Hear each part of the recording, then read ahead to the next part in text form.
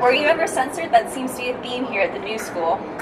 I wasn't, personally, but Kara Walker has been. The Detroit Institute of Art removed a piece by her from a group show because some African-American artists and collectors protested. When I was a freshman, you were the first mural I came in contact with during freshman check-in. What do you think that means for the other freshmen that come in contact with you? They might not notice me directly, but I definitely get subliminally absorbed.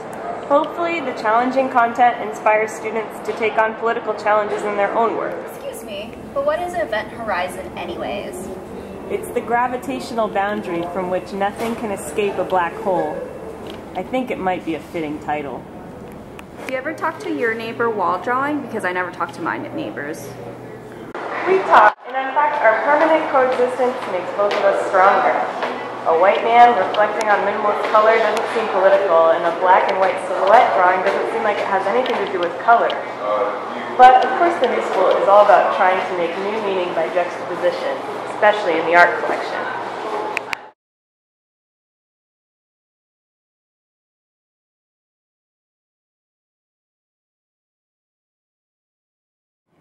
So how many of you are there anyways? Well, there are over 1,000 wall drawings. In fact, I'm number 1,073. I'm the only wall drawing at the new school, but there are over 20 other pieces by Solowit in the permanent collection here. So what's the process that Solowit has for drawing you? First, he writes out textual instructions, which he signs. There are many people who collect only these texts. Then, he and his assistants work from the instructions to create the piece. However, they are meant to be replicable. I see you're not looking your best so now. Yeah, it's a little embarrassing. So who the heck is Camila Egas anyways? Egas was a prominent Ecuadorian artist. Many people from Ecuador have never even heard of him, though. In the 1920s, he wasn't finding success as an artist in Ecuador, and he moved to Spain. And then he came to New York City and was involved in starting a conversation in the New York art world about painting indigenous people of South America. He began teaching painting at the New School in 1932 and painted me that same year.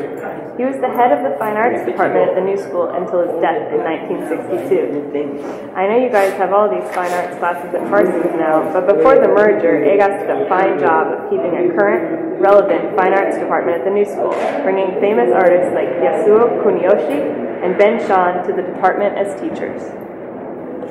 So why are you hung in the lobby? I used to be in the basement across from the Martha Graham dance studio, but sometime between Egas' death in the 1980s, I was covered with a protective drywall, and the janitors used to lean their broomsticks and mops against me. I was punctured and torn in several places. Many prominent art historians and New School community members petitioned for my restoration, but the funding wasn't raised till 2011. I was hung in this lobby because it's a good spot, much better than the basement. The president of Ecuador, Rafael Correa, visited the day after I was hung, and he agreed. Is it a coincidence there are two Latin American murals done in the 1930s at the New School? Honestly, I think it was a happy coincidence. Egas was an expatriate, while Orozco traveled up here from Mexico. So it's not like the New School was acting as some sort of Latin American art mecca. However, at the same time, Diego Rivera and other Mexican muralists were introducing Latin American art to Eurocentric artistic circles. Perhaps this influenced or inspired Alvin Johnson to contact Orozco and to hire Egas.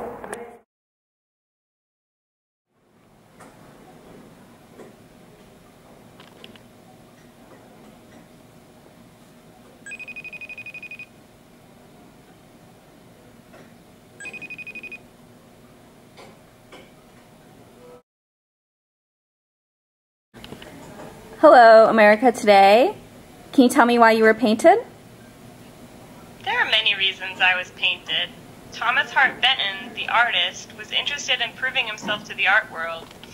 But the main paid commissions being given to artists at the time were for large public murals, coming from institutions like the Rockefeller Foundation and the government by way of the Public Works Commission. Benton was poor and interested in receiving one of these projects to support his young family. When he heard that Alvin Johnson was soliciting artists like Jose Clemente Orozco for murals in the new building, Benton approached Johnson, asking to paint a mural in egg tempera, a style almost as Baroque as fresco. Benton said to Johnson, "If you pay for the eggs, I will paint the mural for free." Since this was his first mural, how did he do? Not so hot. There are mistakes in how Benton prepared the painting surface and how I was originally installed.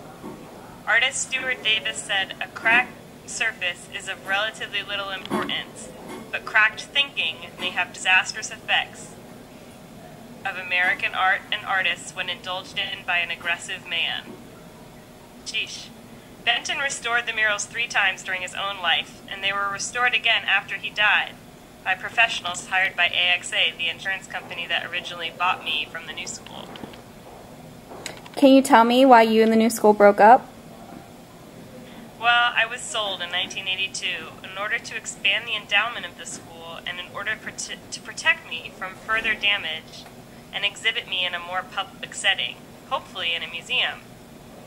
However, when I was finally placed, it was in the corporate offices of a company called AXA Equitable. But in 2012, they donated me to the Metropolitan Museum of Art. Soon I will be displayed there in a period room, specially built to replicate my original position at the new school.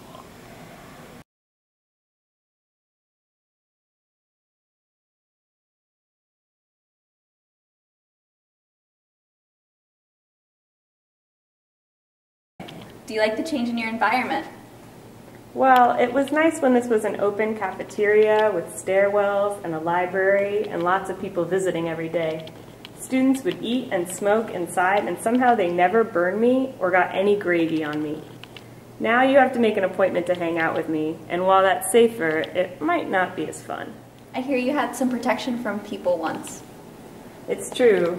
In 1953, it's very notorious. I was covered with a yellow curtain because me, Stalin, was pissing a lot of people off. I wore the curtain for at least 3 years, but a mural is allowed to keep secrets. At least they didn't tear me out or sell me, which a lot of people wanted. Not that no one tried.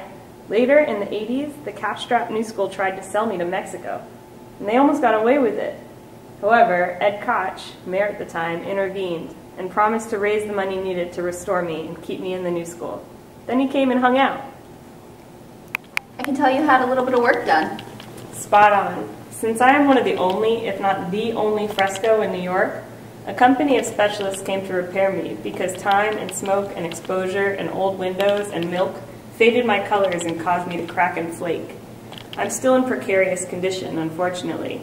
The same people come and touch me up every time they need to. One time, a student from Harvard took a chip of my surface and ran a spectral analysis of what I'm made of. That was pretty cool. Science is neat.